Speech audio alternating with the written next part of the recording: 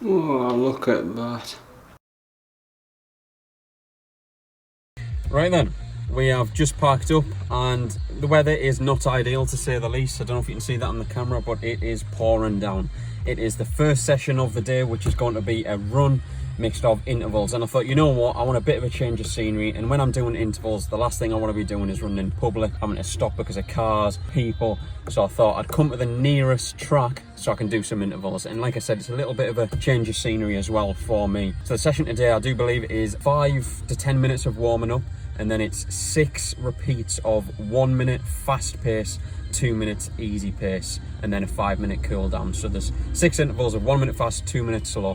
And then later on today, I do have a hour-and-a-half bike session, which I do believe again is mixed of intervals, tempo work and easy steady state work, which I think, to be honest, is probably going to be quite difficult, especially after this run. So what I wanted to do is leave as much possible time in between, because I have another client again this evening. It is now currently 9:15. By the time I've finished this, had lunch later on, I should have left at least 5 hours in between, because there's nothing worse than only leaving like an hour or two and still feeling fatigued from the last workout.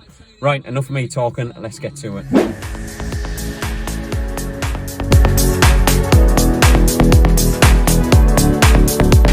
Okay, I'm on the last few minutes. Hard intervals done. Not gonna lie, that was a little bit difficult considering the weather and the conditions of the track, but finishing off with a nice cool down now.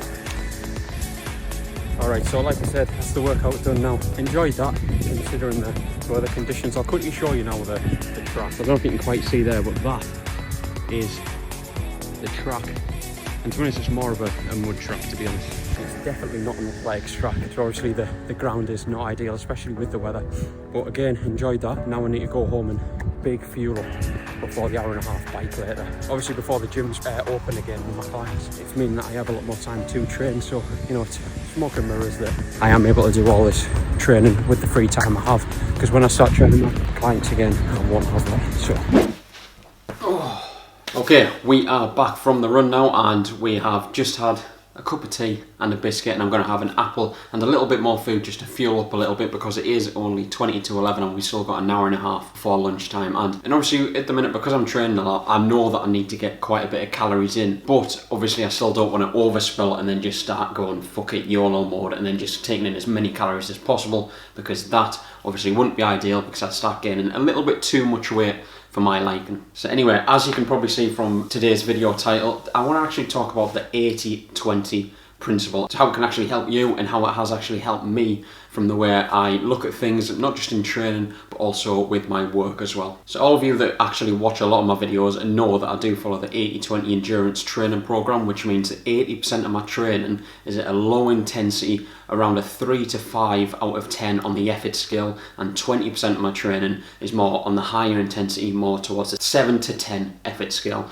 So that means that pretty much all of my training, bar that 20%, is done at a pace or power output on the bike which isn't working me too hard to the point where I'm left feeling fatigue and an increased risk of injury. And this also means that because I'm training at those lower intensities, I have more energy to put in the interval sessions and the higher intensity workouts, just like this morning in my run. That was an interval session and I felt absolutely fine. You know, even though I'm 6 weeks in and my training volume has been relatively high, I don't get to those sessions and think, oh my god, I'm absolutely knackered, I can't do this, because the majority of my training is at that lower intensity. So that is obviously how it applies to training, but it can also apply to other areas of your life, such as business, work, whatever it may be, relationships. And I just want to read the Google definition of this. So the 80-20 rule, according to Google, is an aphorism which asserts that 80% of outcomes or outputs result from 20% of all causes or inputs for any given event. In business, a goal of the 80-20 rule is to identify inputs that are potentially the most productive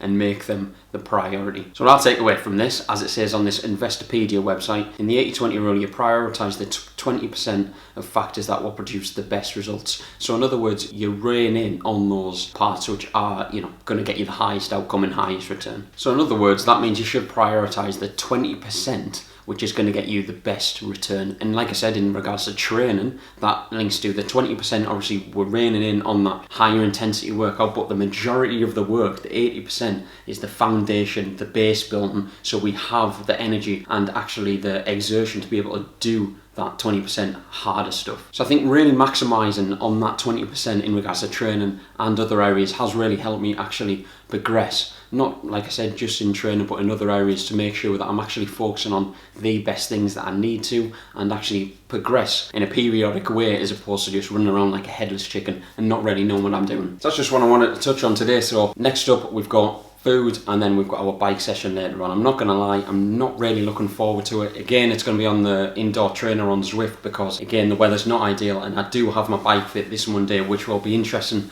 to see how much it does change my form and change my power output as well. So I'm pretty sure I'm going to record a video for that to go through it all, but that should be out next week, so look out for that one. But for now, we've got food, and then I'll pick up on the bike later. Right then, I am back looking like I've got a Johnny on my head, but it's actually a headband to keep the sweat on my face. I've been putting off this session for long enough now, not going to lie, dreading it a little bit with the intervals which I've got. I think it's a 10-minute easy pace, and then there's quite a few intervals. I'll put the workout up on the screen of like 9 minutes at tempo pace, which is, I know it's going to be a little bit difficult. It makes it a lot more sort of doable, and makes the time go quicker than compared to yesterday's 1 hour and 15-minute easy active recovery ride. If that was outdoors, it'd be fine, but on the indoor trainer, it's boring. So the one benefit of the harder workouts is it does normally go a little bit quicker, because it actually keeps your mind occupied. But I'm going to get this done, and then I've got a climb, and then we've got wing Wednesdays on Thursday tonight. So let's get it done.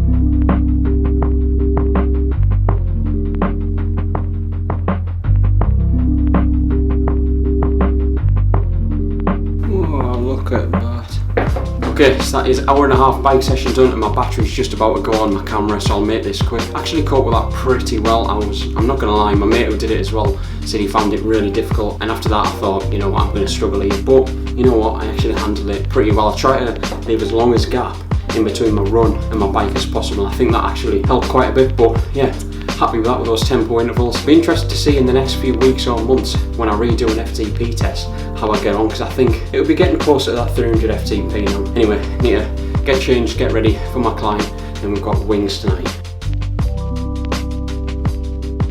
Okay, we are back, and it is the next day. I'm sorry, I forgot to wrap up the video yesterday because I had a client, and then I had an unbelievable feed up of around 30 to 40 chicken wings, you know, split between me and my missus, as well as 3 potato fries. So fueled up after that big session, or sessions, yesterday. Again, just to elaborate on the 80-20 principle, 80% of my training is done at a low intensity, 20% at that hard intensity. And what I've noticed on this 80-20 program I'm following is Tuesdays are usually the harder days. Tuesdays are the days where I do have the intervals in that more 20% range, which is higher intensity. For example, yesterday I had that run with intervals, and then that bike with intervals as well. And I think yesterday, I think overall on my watch, I did burn towards 4,000 calories throughout the day. Definitely shows how many calories I'm actually burning on a daily basis, especially on these days, which are those higher intensity workouts. So today, Friday, I've got a low active recovery run, 30 minutes, really slow, easy pace, and it was supposed to be a swim as well, but obviously I can't do that. So I'm doing a strength session before tomorrow morning's long 2.5 hour ride, which I think does have intervals as well. So that is going to be tasty, but hopefully next week, as I said, I'm going to be back out on the roads. I'm going to wrap up the video there. If you enjoyed this video, I want you to join me on my journey. Hit subscribe, hit like, and I will see you in the next video. Thank you very much for watching.